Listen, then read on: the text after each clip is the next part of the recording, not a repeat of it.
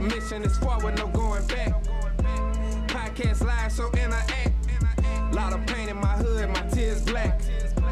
Nothing but facts, nothing but facts. The mission is forward, no going back.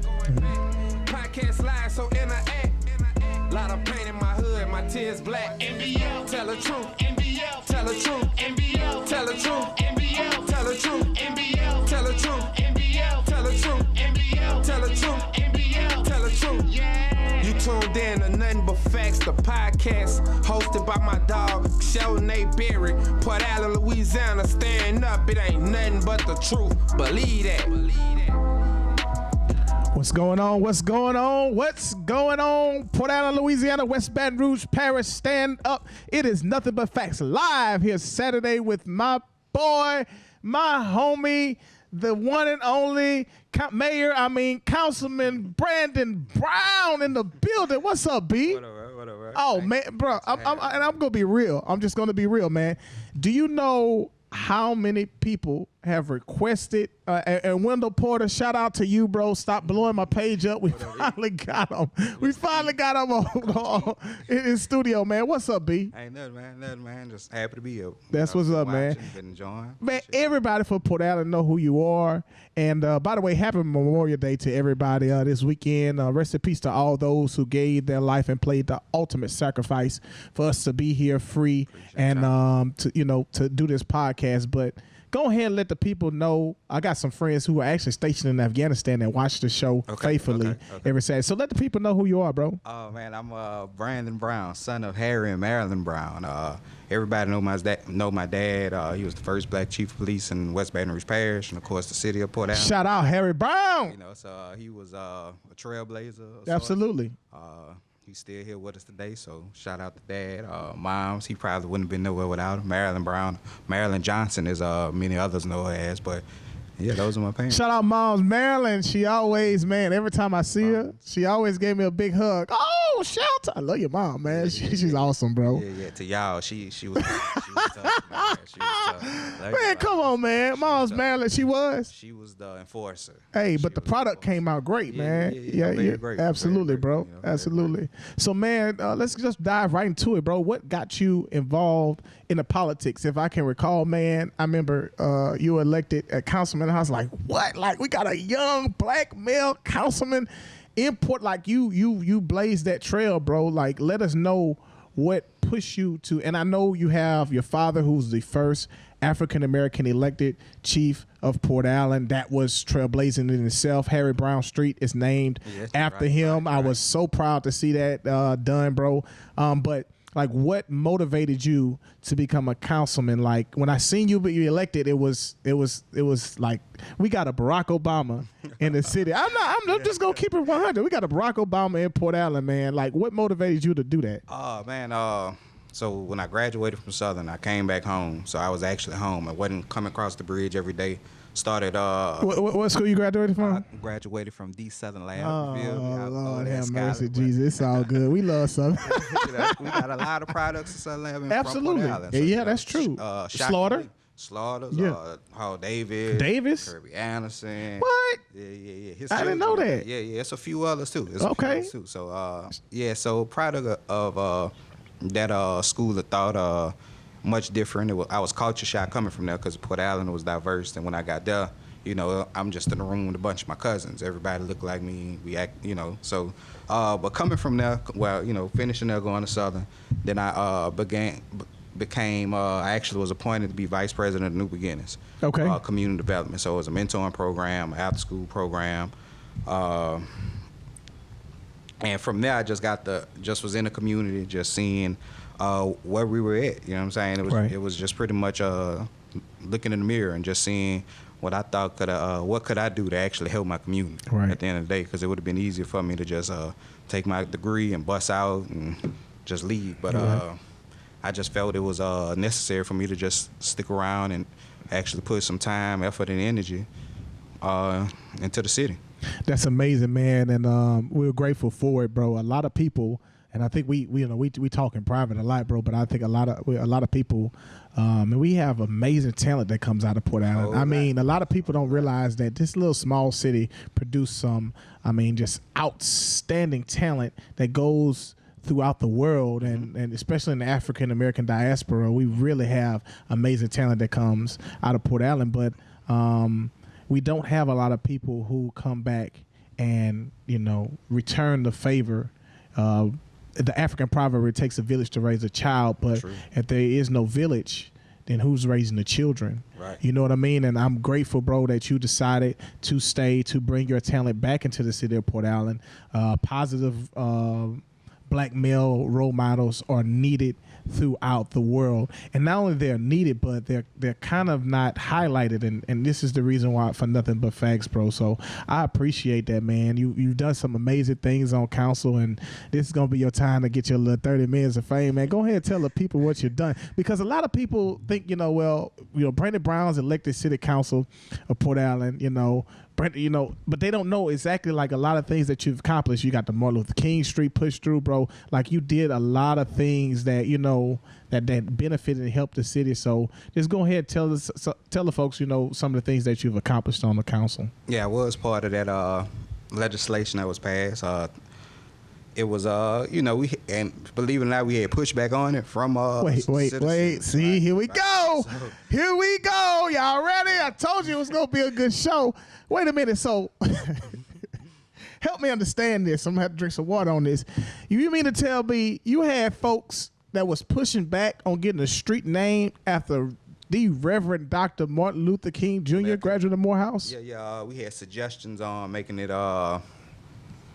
other people that might have been more palatable to everybody, but MLK was not. You would think it was a landslide, but once it left the council, though, it was pretty good. But what's crazy about it is that we can have a statue of Henry Watkins Allen, right, the last Confederate slave owner in the state of Louisiana, the last Confederate slave owner governor in the state of Louisiana, who fled to Mexico and died in exile, a traitor to the nation. We could have his statue in front of the courthouse, on side of the library, and on side where you go vote. Right.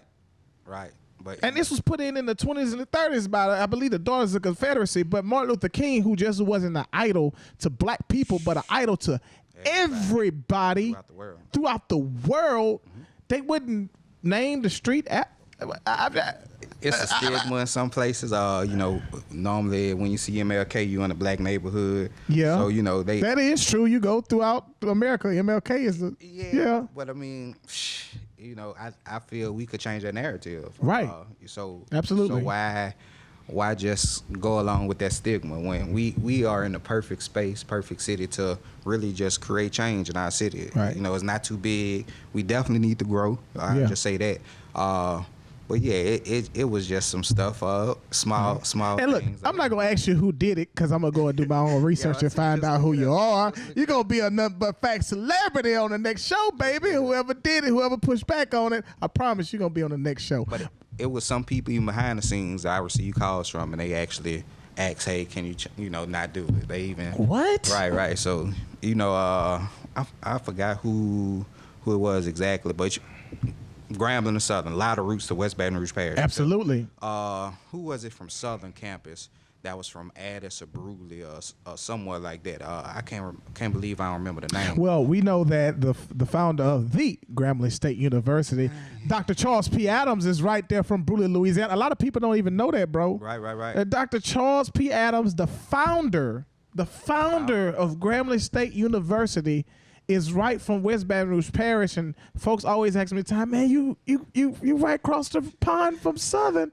How could you not? Do you know how many Grambling fans and alum and just come from? I mean, it's a huge family, HBCU family. That's why that rivalry is so it's so tense. It's tons of fun, though. Because it is fun, man. Of course, man. It's not fun on Thanksgiving because they put me on the other table. But hey, I love y'all Southern.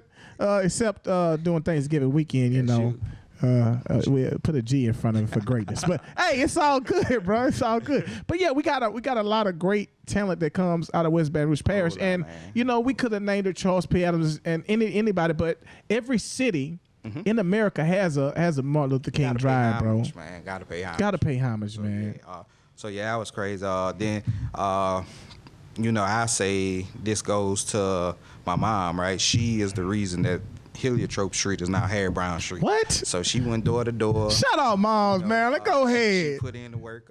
But I mean, it was, man, they had people on other streets that actually wanted to sign a petition because you had to stay on the street. Had a few stipulations, but it was. It was nothing. agreed. I mean, that's a no-brainer. So we was able to get that done. Got sidewalks and avenues.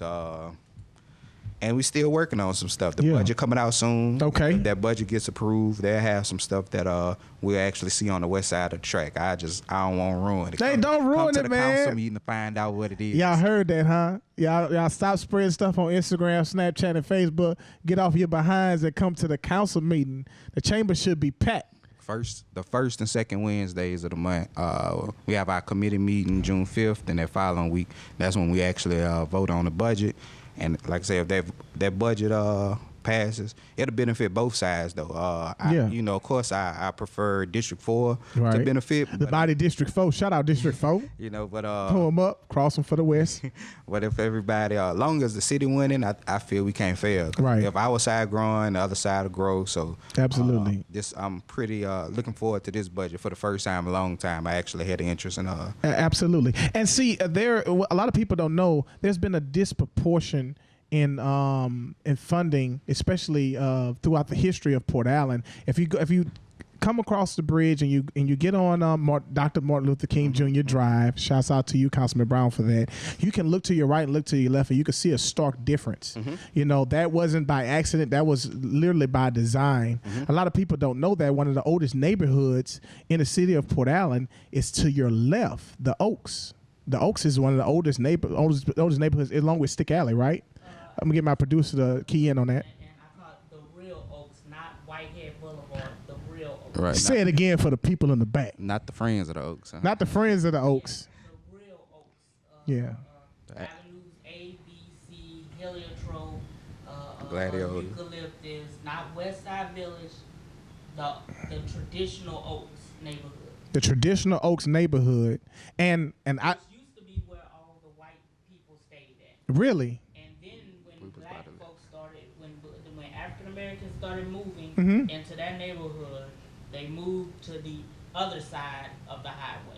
Wait. Cause see, I was given some misinformation, and this is nothing but facts. So we have to have some facts here. Say that again. Is that where that plantation sign is in Port Allen? No. Okay.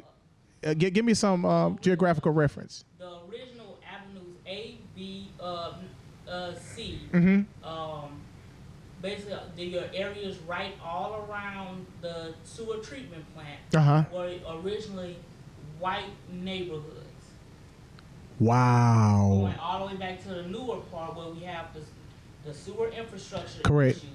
What you need to Which are do. your newer part of the neighborhood, the West Side Village. The Right. West Side Village. Right. And then when African Americans started moving into that neighborhood, white folks started moving to cross to Whitehead Boulevard, where Whitehead Boulevard is, all around by City Hall. Wow. Those neighborhoods. Wow. The political term or real estate term for that would be white flight. White flight, correct, correct. And in my opinion, again, this is an opinion. This doesn't represent the thoughts of Councilman Brown. This represents Showtime Barry on Nothing But Facts.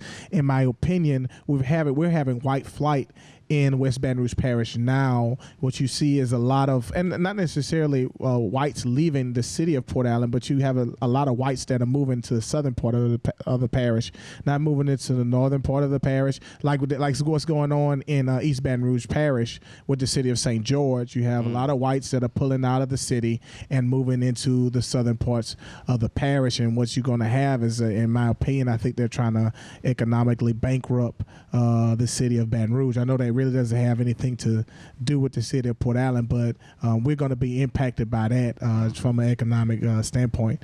I mean, you can see the Mall of Cortana. You just can drive through Baton Rouge, and you can see store by store being shut down, and they're really trying to push it to the southern part of the parish. I know one of the big things they're trying to get the Mall of Louisiana to the city of St. George. See, all that's strategic, bro. all that strategic and bringing it back full circle. I'm just glad that we have somebody on the council that is a representation of African Americans, but is fighting for the city as a whole. Go ahead and tell us some more things that's going on in the city, bro. Man, we have T-ball coming up. We'll be playing practicing Tuesdays, playing Thursdays from 6 to 7 o'clock. Age is 3 to 7. But one of the things that's been going on for a while, even before I got on the council, shout out to Ms. Ray Allen, Juneteenth, man, our 4th of July. Our 4th of July, Juneteenth, stand up. Yes, sir. So that'll be going on June. Is it June 18th? I'm sorry, I don't know the exact That's date. all right, man. But that will be coming up, man. They have some activities going on. So yeah, it'll actually be on June 15th. And a lot of people who are asking, because we have a number of people who aren't African American that watch the show that don't know what Juneteenth is. Juneteenth is the official end of slavery in the United States. When I say the official end, a lot of people think that the Emancipation Proclamation ended slavery in the United States, and it did. But we had brothers and sisters that were in Texas that didn't get the message till 2 years later. No social media. No social media. Everything was U.S. postal mail. And by the way, at that particular time, a good majority of us couldn't read and write, and if we did, we would probably be killed for it. So we got the message a little bit late. And so when he says Juneteenth is our 4th of July, it's a time for us to celebrate true freedom in the United States, and not just for African Americans, but people as a whole. White folks should be celebrating Juneteenth too,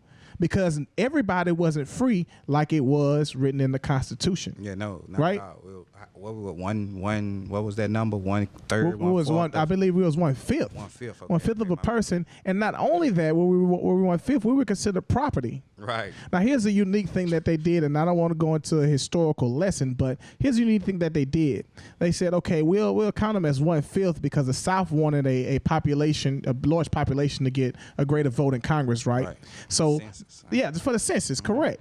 And that's why it's important for you all to fill out those census forms, because that's how funding gets to our communities. But anyway, going back to the legislation, they said we're going to count you guys as 1/5, but you're still going to be considered property.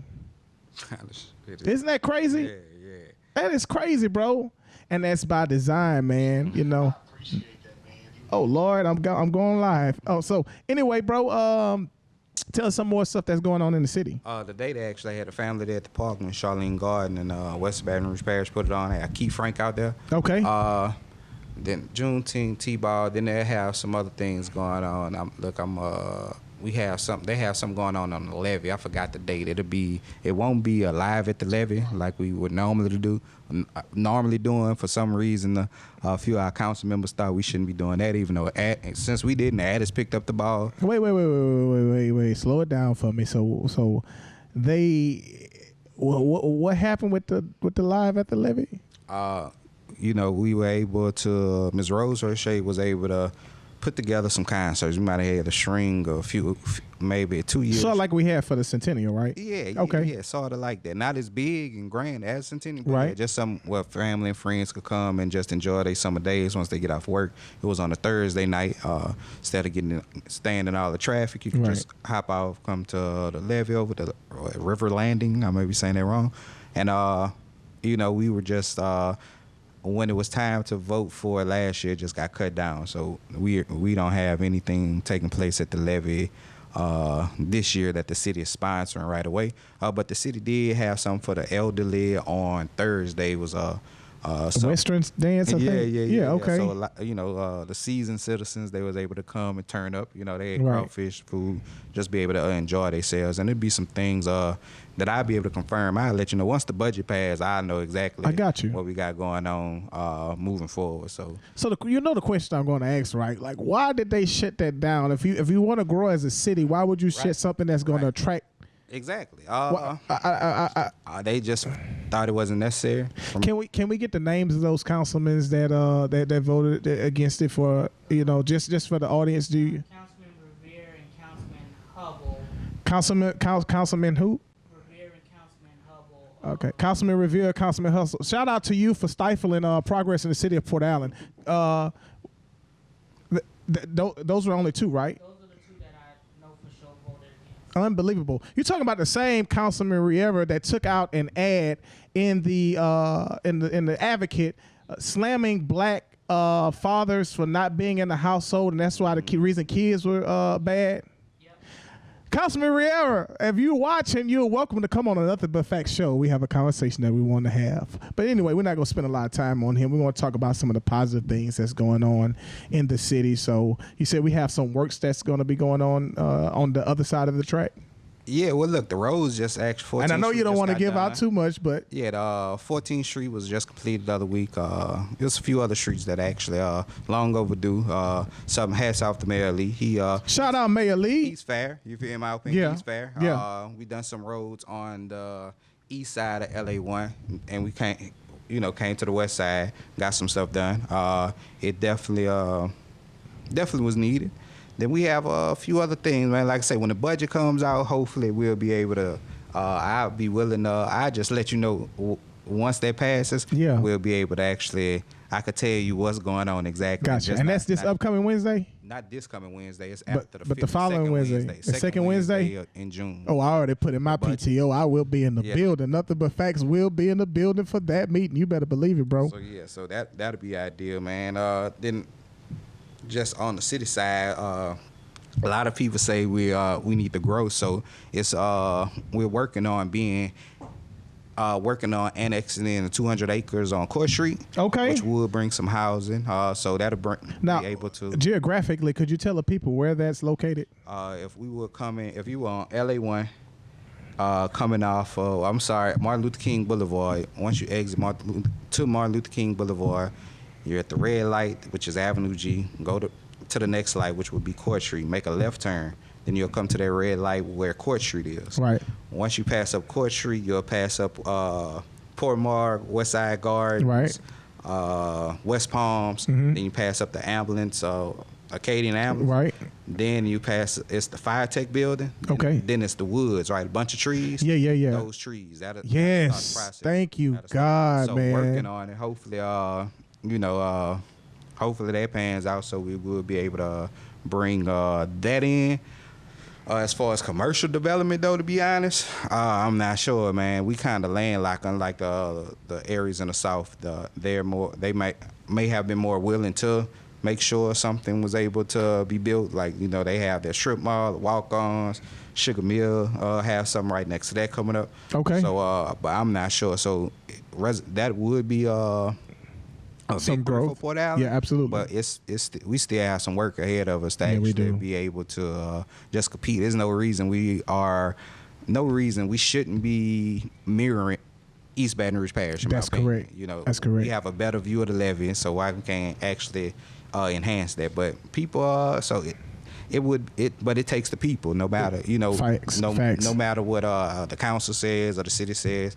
If you have a vision, have some plan, private money, you can invest in real estate yourself. You could buy some land, buildings, and you could, you could build from the ground up. Those are facts, man. And I always said if West Monroe can do it, if Shreveport, Bossier City can do it, right. Alexandria and Pineville. You go to New Orleans, the West Bank. Right. I mean, if they can do it, then Port Allen, Baton Rouge can do it. Right. I believe that and we had this conversation before we went on air, but you being in there, not just symbolically, but actually getting things done is extremely important. And I see that we have a couple of people they're saying that they can't see the broadcast. We want you guys to keep trying to view us here live and share this podcast if you can. And if you're having some difficulty, it will be up live on our website, www.mbfla.com, www.mbfla.com. What you say, Doc? Okay. Just keep trying. Just hang in there, guys. We will be right with you. Okay, so Councilman Brown, man, other than those projects that we have going on, what are some events that you have going on personally and have going on for the city? T-Ball will be coming in June. We'll have a home buying seminar coming up in July. I could tell you the date. It'll be taking place at the West Baton Rouge Library on July 27 between 10 and 12. And that's all I'm so unprepared. That's 'cause I all right, don't have, man. It's nothing but facts. I don't have the list front, but we have a few things coming up. Like Okay. I said, it was a jazz band will be on the levee. I believe it will be in June, if I'm not mistaken. So the Juneteenth festival, man, I really, really want to highlight that, bro. It's really important. definitely. It's going to be at William and Lee Park. Yeah, William and Lee Park. It's going to be at William and Lee Park. They have an event there today, like you said, the Family and Friends Day. I mean, Family Day at the park. I believe that was a good thing. Yeah, we got the Juneteenth Festival, and I want all of you Negroes out there that are celebrating the 4th of July, which Cinco de Mayo. which is Cinco de Mayo Yeah, and Easter, and you're Catholic on Easter, you're Irish on what's the St. Patrick's Day. Yeah. You know, your lover on Valentine's Day, your father on the day after, all those days that you are celebrating. I want you all to support Juneteenth. Come out, let's show support, because see, this is what happens, people. What happens is Councilman Brown and I'm sure Councilman Williams and Councilman Lawrence and all these elected officials, the mayor, they push for these events, right? And we get the funding for it, and no one shows up. Or if they show up, they don't show up in large numbers. So what some councilmen do, and I won't name them because I want the facts, but what some councilmen do, they say, well, we're wasting money because no one hardly showed up. So in order for them not to give them ammunition, we need you all to tell your brother, tell your sisters, tell your cousins, and to come out and show up in numbers.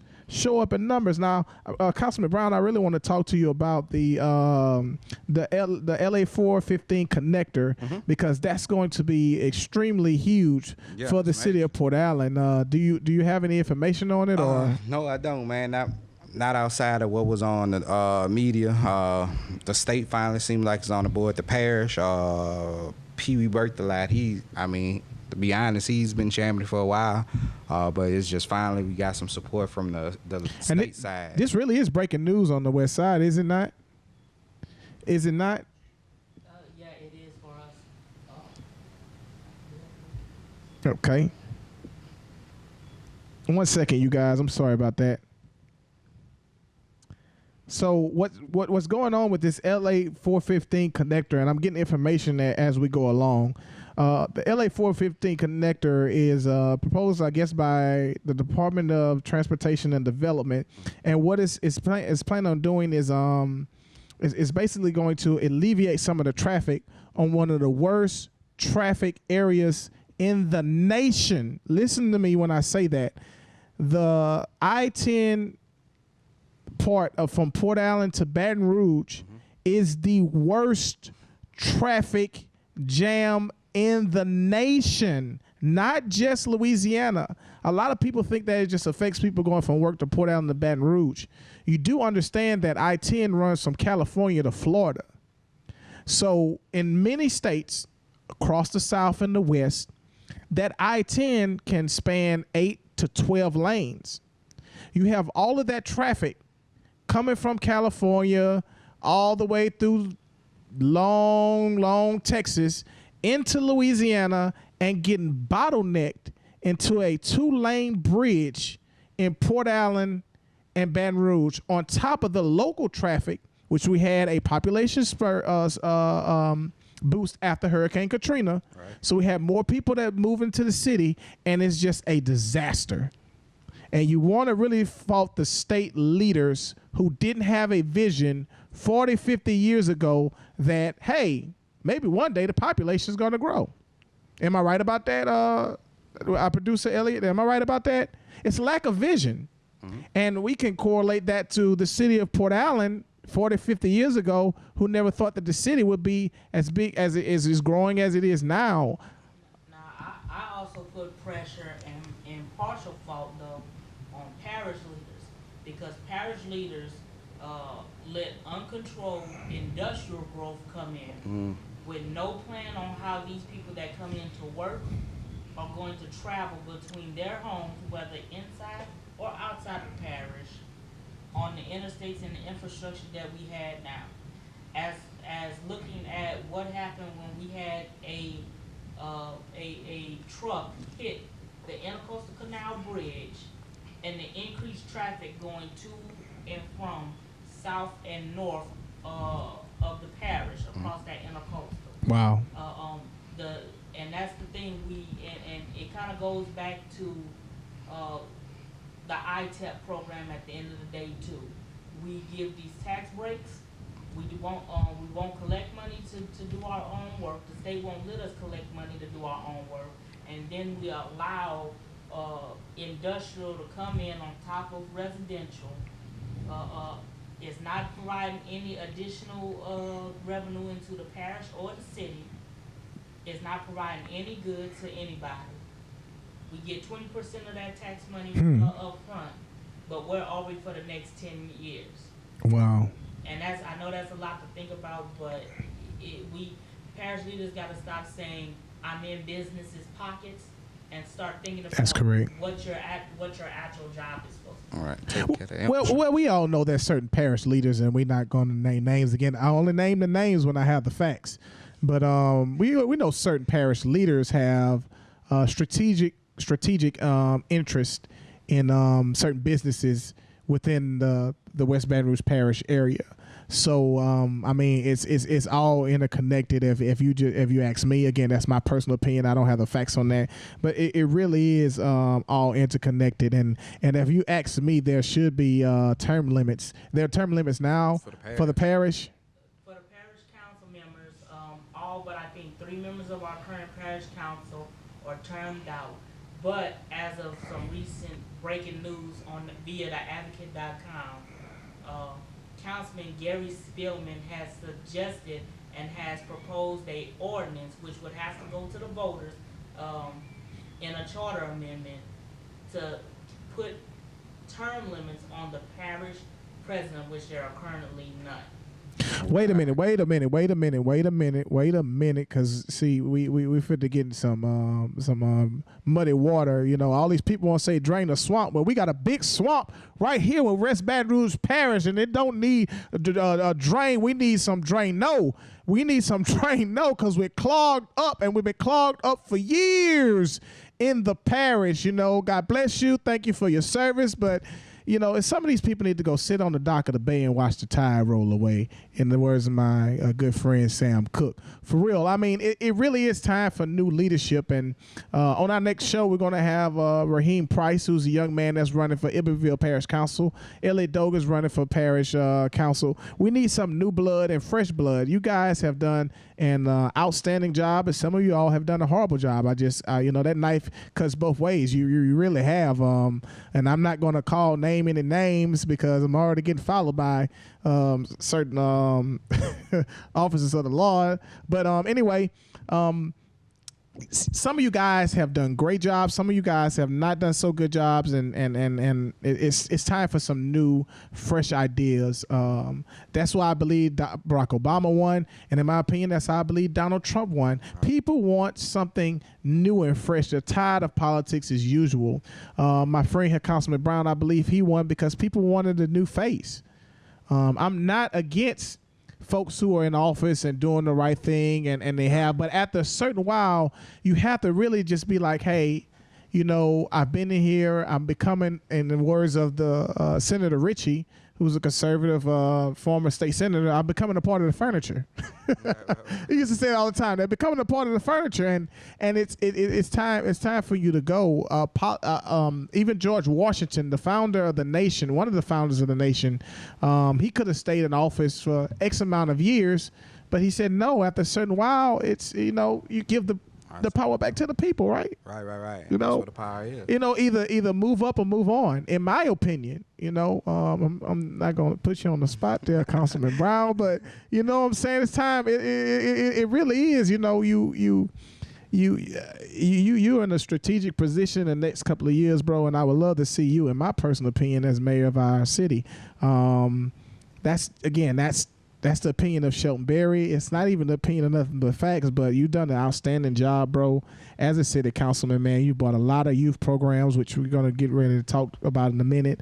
You're very visible in the community, and our councilmen, the rest of the councilmen, the council lady, they're visible in the community as well. But I've known you, bro, just as not just a councilman, but as a brother. And you've done an outstanding job, man, as a councilman, man. And I'm proud to call you my councilman and my friend. Of course, my councilman is Councilman Williams. He's doing a good job too, Councilman Williams. But you know, a councilman at large. But you know, you're really doing a good job in the Mighty District 4, man. So let's talk about some upcoming summer events you have for the kids, bro. Yeah, T-ball definitely be going on starting June 4th. Have a registration drive tomorrow. We have a few more slots open. We would like to increase the ages, because growing up when we played back in the day, we had about 6-7 teams. Now a few years ago, we had one team. We had to go to a league in Scotland to play. They welcomed us with open arms, so it's pretty nice. So just working on building the infrastructure for it. But we have T-ball ages 3 to 7. Okay. The practice and the games Tuesdays practice, Thursdays game. That'll take place between 6 and 8.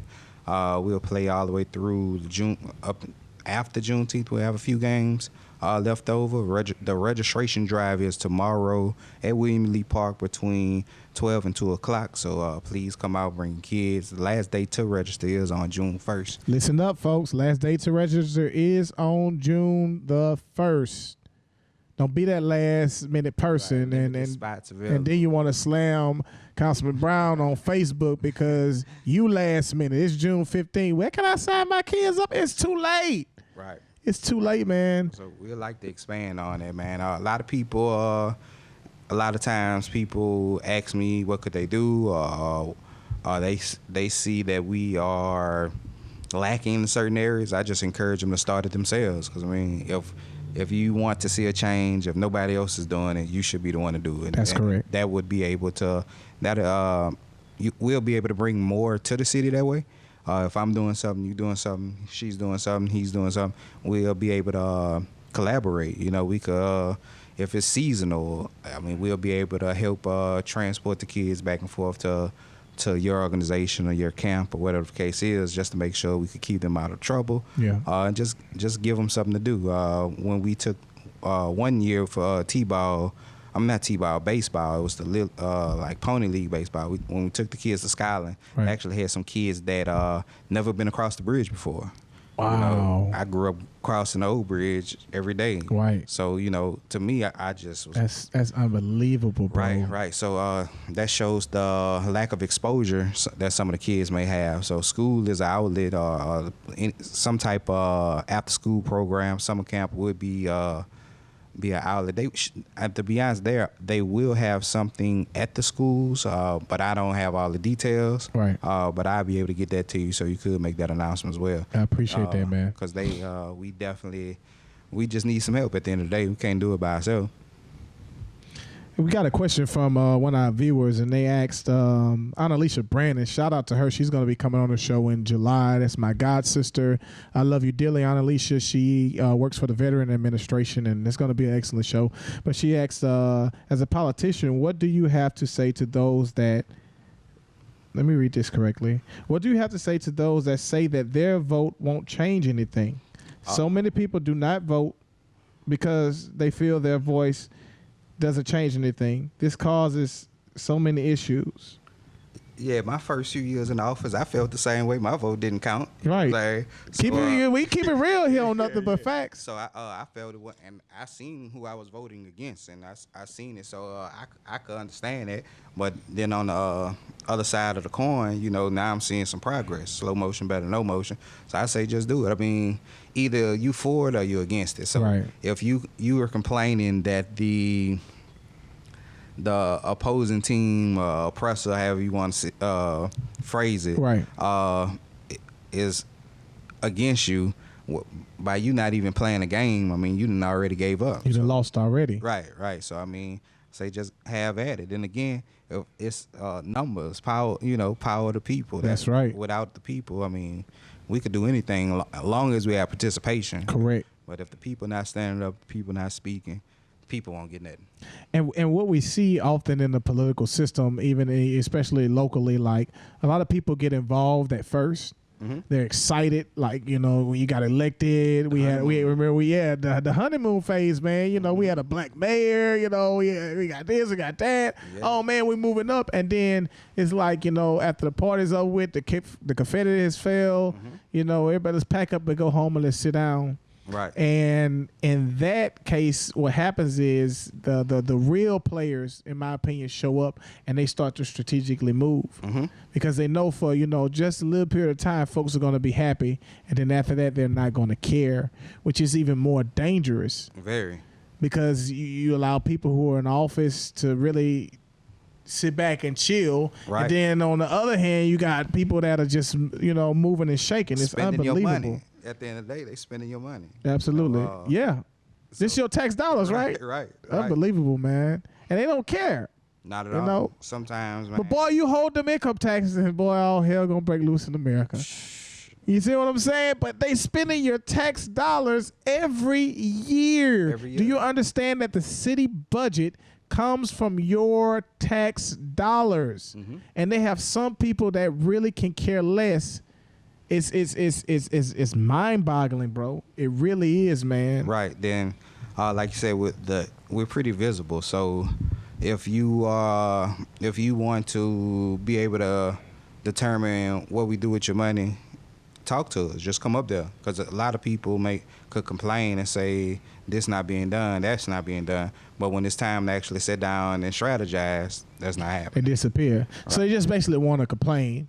And just want to vent, right? And I'm gonna get on our people. This is us talking to us right now. I'm gonna get on our people. Say, listen up, y'all. Stop badgering. I'm serious. Stop badgering our councilman and council lady about things that you know good and well you don't care about. I'm just keeping it real. I mean, you know, that's true, they had a couple pieces of trash in my yard.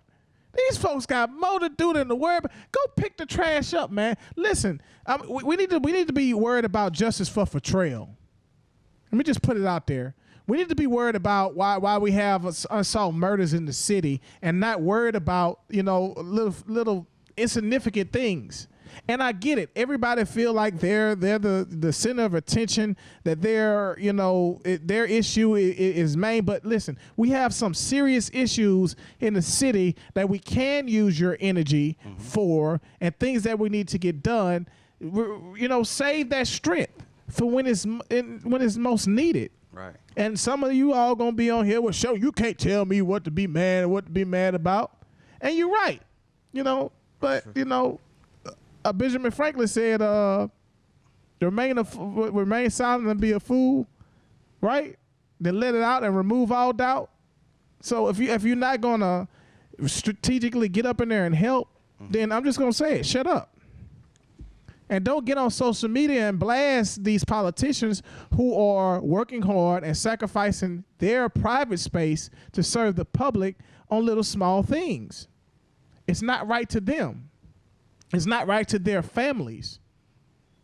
You know, and a lot of y'all gonna give me flack. Well, you just talked about Riviera. Yeah, because he took out an ad in the paper talking about kids across the river that had nothing to do with the city of Port Allen. Now, I'm gonna blast the politicians when they don't do right, because they're elected to do a job. We pay them without their salary, with our taxes. We have a right to complain, but we have a right to complain about things that are relevant. Things that actually affect us, not, right. You know, my neighbor blasting the music too loud. Councilman Brown, could you come knock on the door and tell him to quiet down? No, man. Yeah. It makes no sense. But, you know, again, we have 4 murders in the city and nobody know nothing. Oh, y'all want to talk about that, though. You know, wait, let me see how many views we got now. Y'all dropping off? Oh, y'all still with me. God bless you. Welcome back to Nothing But Facts. Speaking of Justice for Fortrell, they put out a flyer today, and I want to read this. It says, over the last several years, there have been a significant number of misconduct from the local law enforcement in our area. It seems every week the police departments, and then we say departments, I mean city and parish, are in the news and not in a positive way. Our public safety is in jeopardy, and our taxpayers' dollars are being wasted by the poor decisions of those sworn to uphold the law and to protect and serve. The Justice for Trail organization believes those elected to these positions should understand their obligation to the community and citizens in which they serve. Our citizens deserve compassionate, community-minded, professional officers to patrol our streets.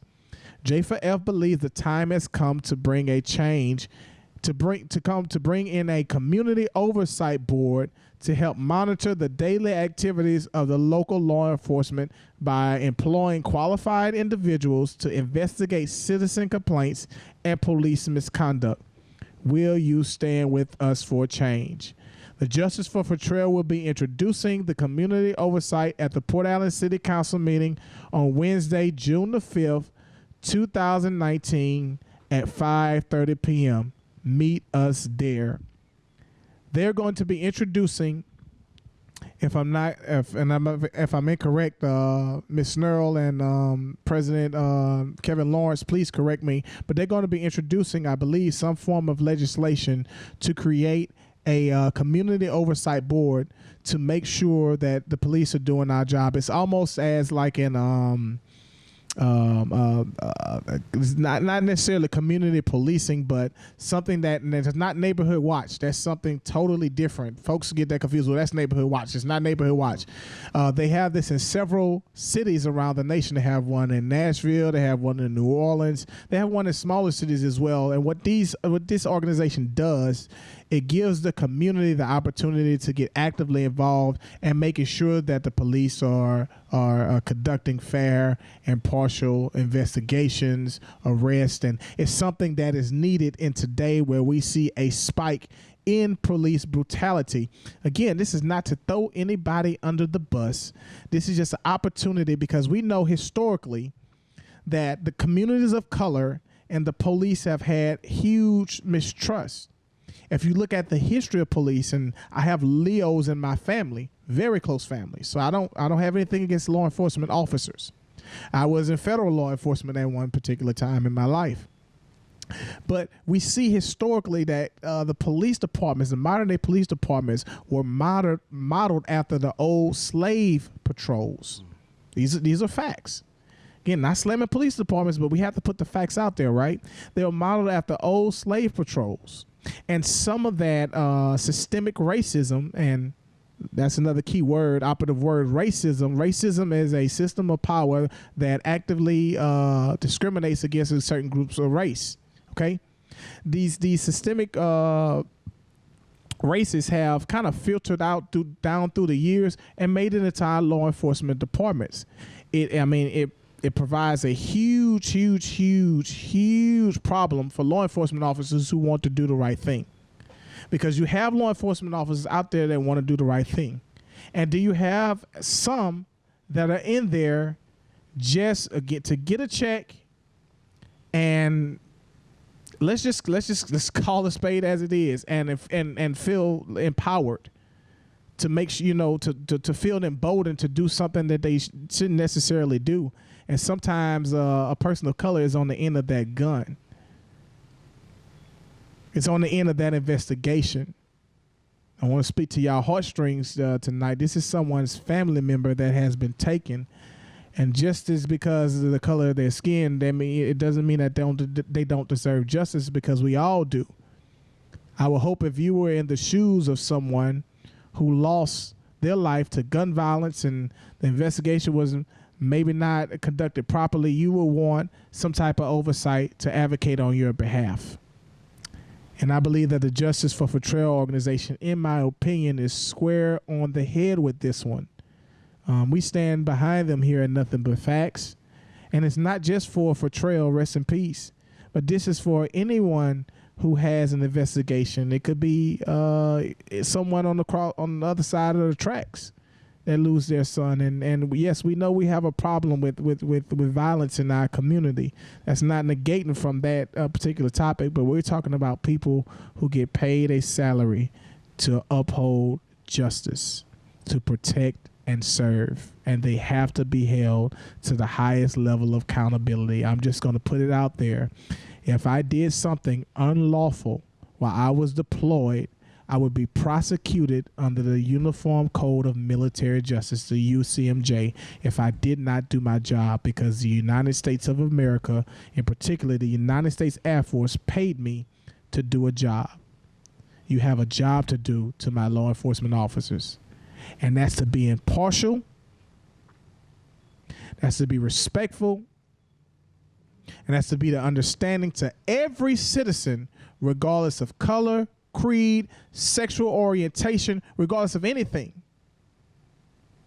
And I'm gonna get off my soap opera. You got a word, because I could really get deep into that. That's one of my passions, bro. You got a word? So one of the things that's come up as of late is the River Ranch project in Port Allen. Yeah. I spoke with Ralston not long after that meeting. Right. When they you know, forced to come up yeah, there, right? That's great. You know, Ralston's a longtime friend of mine. I was on the Planning and Zoning Commission for a stretch. So I know a little bit about the T&D. So how is the council kind of, or you more specifically as a council, kind of feeling about the stage, I guess, that River Ranch is, which is no stage to Right. kind of be specific. Right. I mean, maybe the connector may help out to alleviate traffic, but when he came the last time, they were just not ready to start building at the moment. It definitely will be an asset to West Baton Rouge Parish in general, but especially Port Allen. But you know, I just feel because it's his private money. It's not like he's getting money from the city, right. So he knows when he wants to spend his money. He knows when it'll be best, so he can maximize it. Because at the end of the day, it is a business for him. So. Right, and that's kind of the conversation I had with Ralston.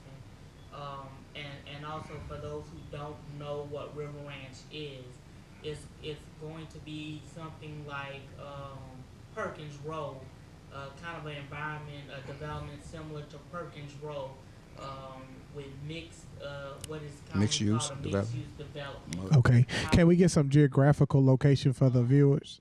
If Brandon can correct me if I'm wrong on this, it's kind of surrounding the Walmart area.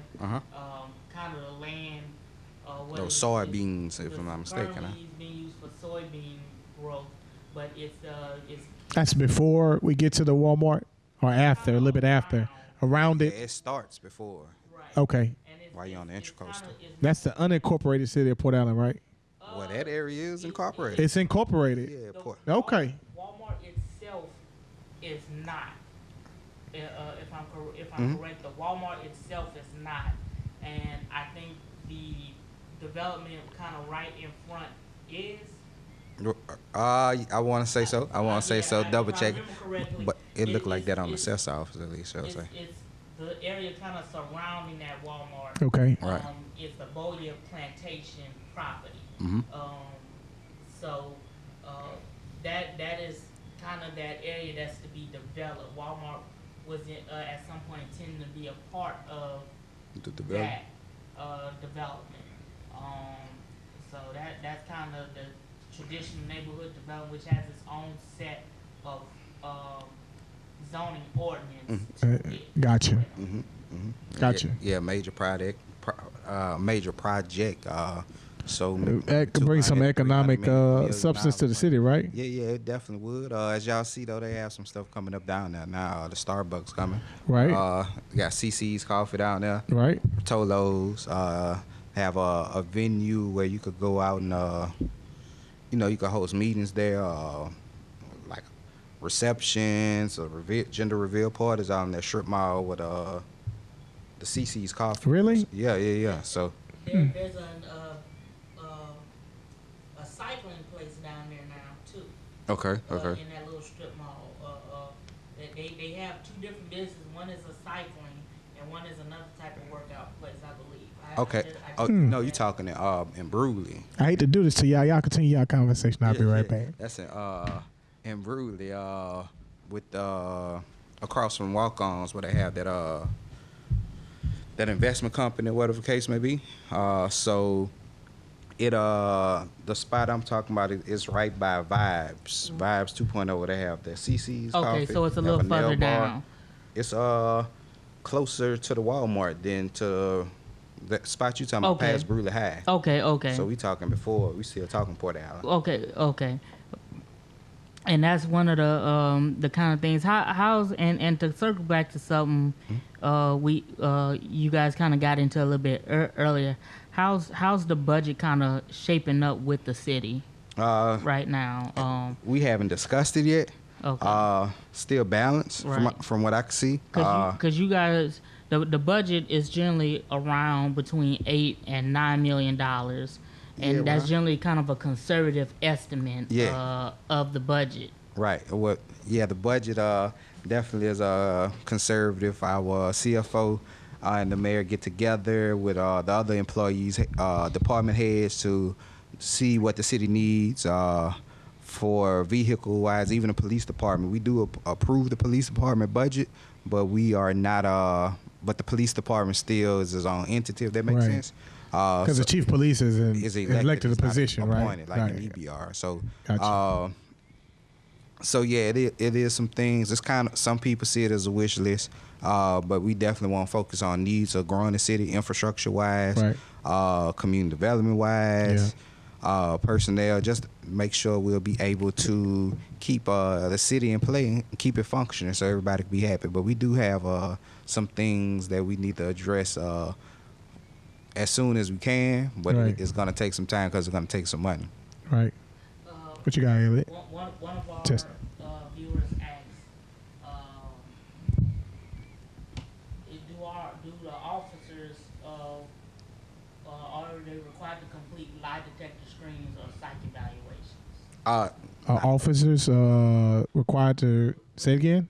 Which Lie are detector they test, required to take lie Detector tests or psych evaluations? Yes, which I know the sheriff's office they do, right? well, the state generally requires for post certification that you pass the matrix exam. Right. Matrix exam does include some basic mental screenings, but supposedly, and I use that Yeah.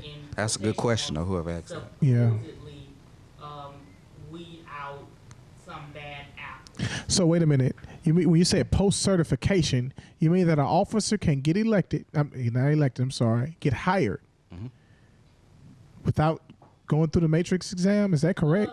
It Technically. sometimes it's dependent upon a individual municipality's Ordinance. procedures I got you. and ordinances. Okay. Generally, it is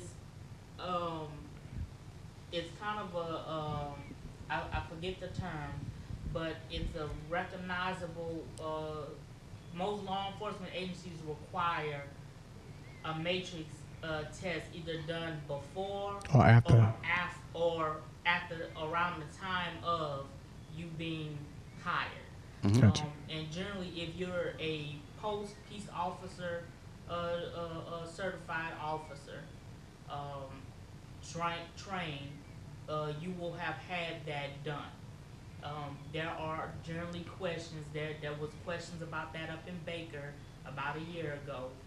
Once again, shout out to my boy Chief Carl Dunn. Shout out Chief Dunn. There was some questions about that with some of his officers with the marshal's office, but they are currently matrix and post certified now. Okay. Like I said, it's you can go back and rectify those issues after the fact, but it's generally a standard set by the municipality at the council level Gotcha. and at the chief level. Okay. That it's a requirement that officers, whether they carry a weapon or not, have gone through the matrix exam. So Okay. from I think every level except a cross guard, but from school resource officer on up, generally has to have a matrix exam. And if you have whether you have an elected or appointed chief, they are generally post certified as well. Okay. Most people don't believe if you elect and run for chief, after you get elected chief, you are a officer. You have to go get post certified, Right. which will require you at some level to have to take that matrix exam at some point. Right. Right. There's your clarification. Well, again, we spit nothing but the facts here on MBF. And before I forget, the Port Allen has a West Baton Rouge Parish. I'm sorry, has a Memorial Day celebration coming up this Monday, I believe, in front of the courthouse for all the veterans. And just again, a reminder that freedom is not free, everyone. Someone paid the ultimate sacrifice. So while you're barbecuing and your kids are inside playing Fortnite and you're getting ready for the turn up this weekend, and it is an opportunity to celebrate a holiday. Remember those who paid the ultimate sacrifice. I usually don't talk about this, and it sometimes get rather difficult, but I had a good friend of mine who was killed in Germany in 2011, A1C Cuddleback, Airman First Class Cuddleback. He was just doing his due diligence. He was doing his job, and he was transporting some troops going from Ramstein Air Force Base to the flight line. And a guy walked on the bus and asked, "Is this bus going to Afghanistan?" And he said, "Yeah," and opened fire to kill Cuddleback. And this guy I went through basic training with, all that stuff. And he was actually in a position that I was destined to be in. 21-year-old kid.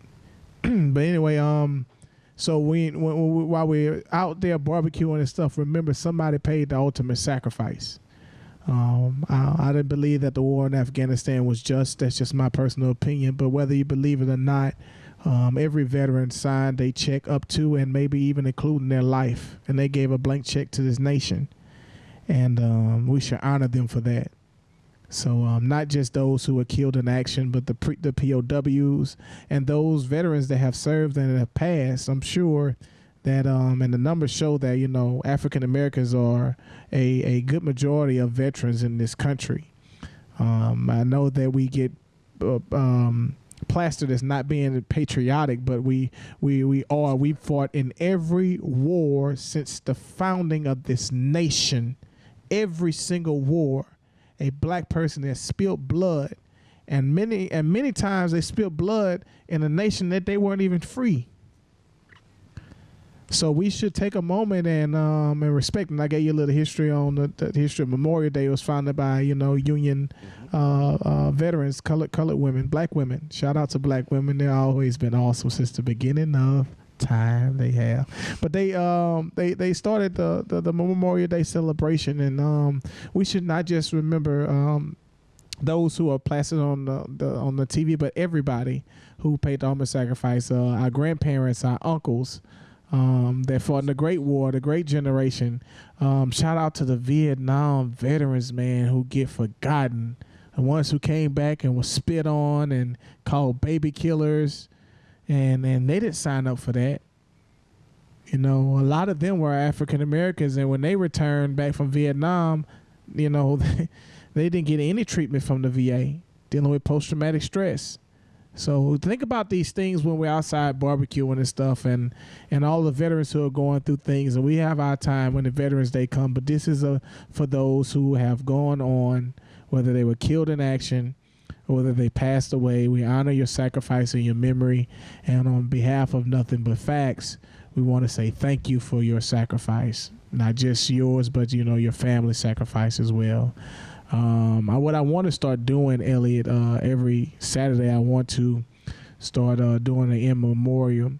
I believe we lost a tremendous pillar of the community today, Audrey Poe. She passed away from cancer. Was it cancer? I'm not sure. I'm not sure what it was. It really doesn't matter. But she passed away, and she was a pillar of the Port Allen community. It hurt a lot of people. Nothing But Facts is praying for the family, and may God grant you strength. And she's now at rest. So she fought her fight. She nurtured many of us in the Port Allen community, and we just want to say rest in peace. It makes you go home and hug your family members a little bit closer, because whether you know it or not, every day is a blessing, right, brother Councilman Brown? Yeah, it is. Every day is a blessing that we're here on this earth. And it's another day to fight for freedom, justice, and equality. Any more shout-outs before we get out of here, Councilman Brown? Nah, I don't want to start names. Forget anybody. I'll put him on the spot. Nah, man, I just cut it short. Thank everybody who ever supported me. Look forward to working with the T-ballers and everybody else that's just looking forward to doing something. Give that date one more time for the T-ballers, bro. We doing registration drive between 12 and 2 o'clock. And one more thing, bro. So we're just talking about if we see something wrong, we should say something. Right. I'll create something. J4L, they seen something wrong and they created it. So now we have another asset in the community. Correct. So we should embrace that, and other people should do the same. Just step up. That's it. That's it. That's a word. We got any more questions from the audience? Anything else? Anybody? Chairs? Ceiling? Everybody good? In the words of Pastor Raymond Allen Sr. of Shiloh, ain't nobody mad but the devil. This has been the Nothing But Facts broadcast with Councilman Brandon Brown, in the future mayor, maybe even Mayor Brown. Mayor Brown is in town, and he came by the Nothing But Facts studio. Again, happy Memorial Day weekend to everybody. We'll be here live next Saturday with Iberville. Well, he's running for Iberville Parish Council, Raheem T. Price. If you don't know anything about him, he is a 17-year-old phenom that is coming on the scene. This guy won't even be legally eligible until right before qualification. He's putting in work. We got a lot of dynamic young people. Before I get out of here, man, shouts out to the valedictorian and the salutatorian for Port Allen High, 2 young African-American females who accumulated over $4 million in scholarships. One's going to Stanford, I believe. Mm-hmm. These girls are it blew me away. And guess where they from? Dirty Mulatta Ben. Shout out Mulatta Ben in the building. Yes, we got some excellent talent that comes from the city of Port Allen and the West Side. Like they say in New Orleans, the West Side is the best side. This has been Showtime Slim. Give it up for my boy, Councilman Brandon Brown, always representing the community, always doing good and seeking justice. I am your host, Showtime Shelton Berry, and we will see you next Saturday here at 7 p.m. with Raheem T. Price. God bless you. We'll see you on the next show.